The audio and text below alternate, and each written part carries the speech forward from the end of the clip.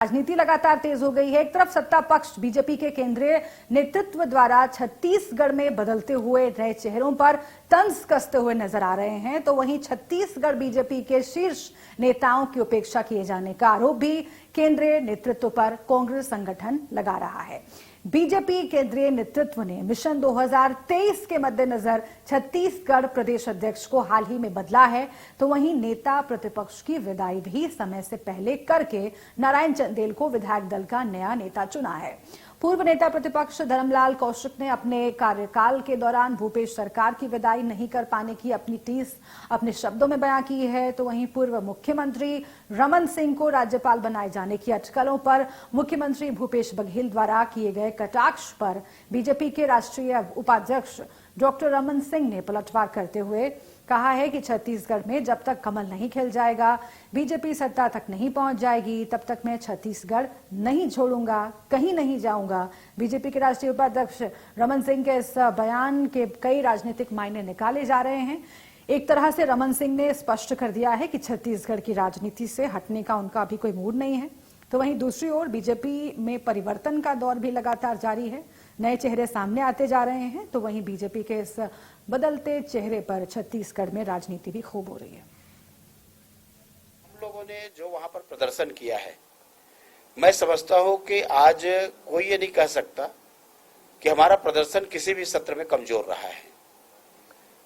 जहां तक आप बोले कि ऐसा कोई काम जिसके लिए मलाल रह जाएगा, तो निश्चित रूप से एक ही काम बचा हुआ था, वो है कांग्रेस की सरकार की विदाई करने के। उस विधानसभा के हम सदस्य हैं, बचे हुए काम को भी सदस्य रहते हुए हम पूरा करेंगे। वर्ष 2003 में डॉक्टर रमन सिंह भाजपा की कमान संभालते थे और अचानक ही 2003 में भाजपा की सत्ता बनी और उन्हें मुख्यमंत्री बना दिया गया। लगातार 15 वर्षों तक वह सबका साथ सबका विकास के मूल मंत्र पर छत्तीसगढ़ में सत्ता में काबिज रहे। इंडियन न्यूज में आपका स्वागत। धन्यवाद।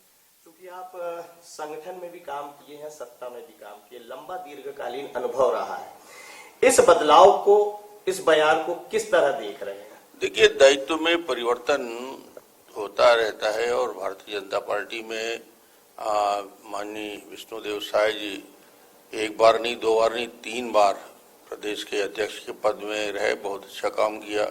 केंद्रीय मंत्री रहे, विधायक रहे, सांसद रहे, अलग अलग भूमिका में।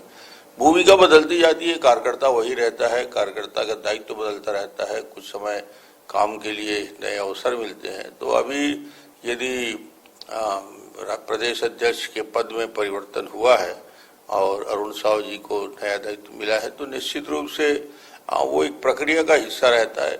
शायद हो सकता है कि हमारे प्रदेश अध्यक्ष जी को, विष्णुदेव साय जी को और कोई दायित्व दिया जाए। जहां तक सवाल है नेता प्रतिपक्ष का, तो मुझे लगता है कि जिस प्रकार के कार्यकाल रहा और जिस प्रकार ये 4.25 साल का समय। हम सीधा रायपुर का रुख कर लेते हैं। हमारे संवाददाता अमित चौरसिया जुड़ गए हैं ज्यादा जानकारी के साथ।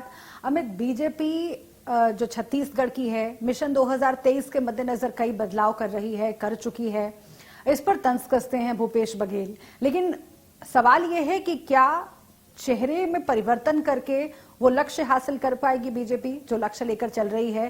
क्योंकि रमन सिंह के लहजे से लग रहा है, उनके बयानों से लग रहा है कि तैयारी पूरी है।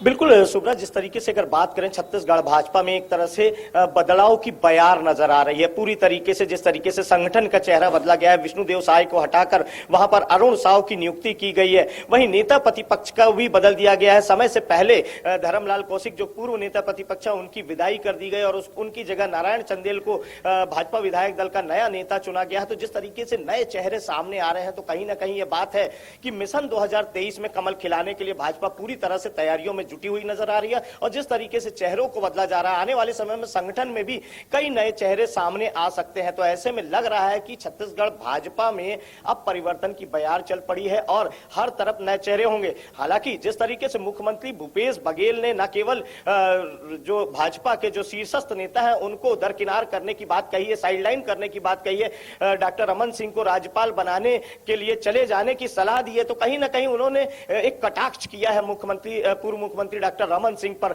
तो इस पर पूर्व मुख्यमंत्री ने भी स्पष्ट रूप से उनका पर पलटवार किया है कि वो जब तक छत्तीसगढ़ में भाजपा का कमल नहीं खिलेगा, भाजपा सत्ता में नहीं आएगी, तब तक वो कहीं भी जाएंगे नहीं।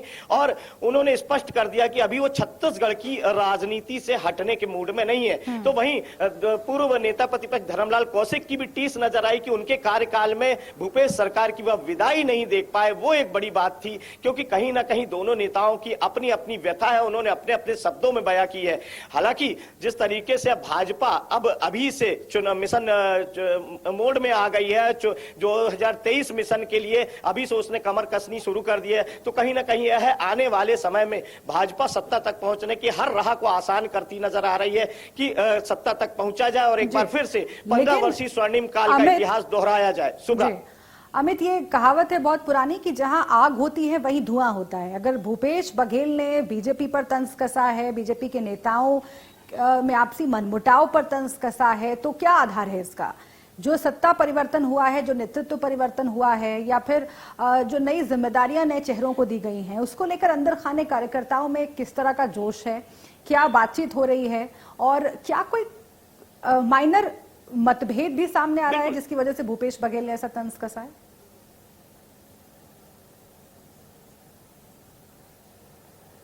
देखिए, भूपेश बघेल अगर बात करें तो कहीं ना कहीं सत्ता पक्ष में बैठे हुए वह लगातार भाजपा पर, विपक्ष पर प्रहार करते नजर आ रहे हैं, क्योंकि यहाँ पर विपक्ष का आंकड़ा बड़ा छोटा है।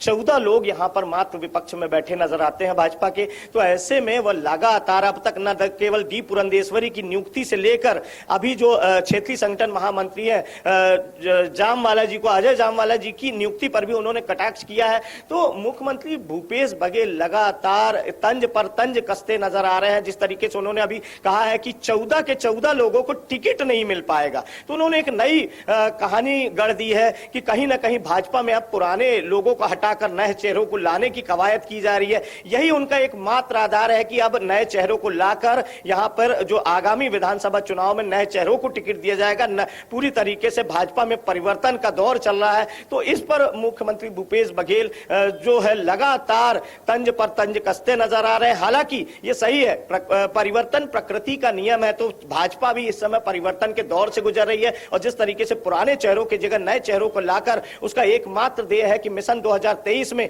न केवल कमल खिलाना है पूरे प्रदेश में, बल्कि सत्ता तक पहुंचना भी उनका एकमात्र ध्येय होगा। क्योंकि कहीं ना कहीं बीजेपी वैसे इलेक्शन मोड में रहने वाली पार्टी मानी जाती है और यहाँ पर तो और मेहनत कर रही है बीजेपी, क्योंकि सत्ता में वापसी करनी है। सत्ता बचाने का सीन यहाँ पर नहीं है, बल्कि वापसी करने की जिम्मेदारी है।